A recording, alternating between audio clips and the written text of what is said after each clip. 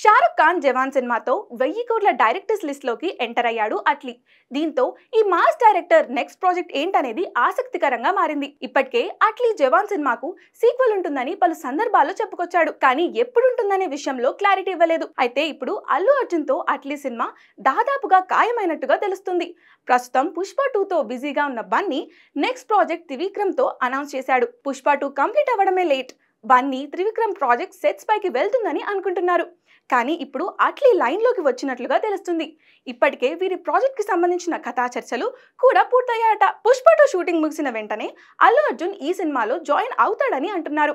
ఈ చిత్రానికి సంబంధించిన ప్రీ ప్రొడక్షన్ పనుల్లో బిజీగా ఉన్నాడట అట్లీ. ఈ చిత్రాన్ని సన్ పిక్చర్స్ నిర్మిస్తుండగా అనిరుద్ సంగీతం అందిస్తున్నాడనేది టాక్. ఏప్రిల్ 8న అల్లు అర్జున్ పుట్టినరోజు సందర్భంగా ఈ క్రేజీ ప్రాజెక్ట్ అధికారిక ప్రకటన వెలువడే అవకాశం ఉందని అంటున్నారు. అయితే ఈ సినిమా కోసం అట్లీ డిమాండ్ చేస్తున్న రెమ్యునరేషన్ ఇప్పుడు హాట్ టాపిక్ గా అయింది. ఈ చిత్రం కోసం అట్లీ ఏకంగా 60 కోట్లు రెమ్యునరేషన్ తో పాటు సినిమా లాభాలలో కొంత వాటం అడిగినట్లుగా తెలుస్తుంది.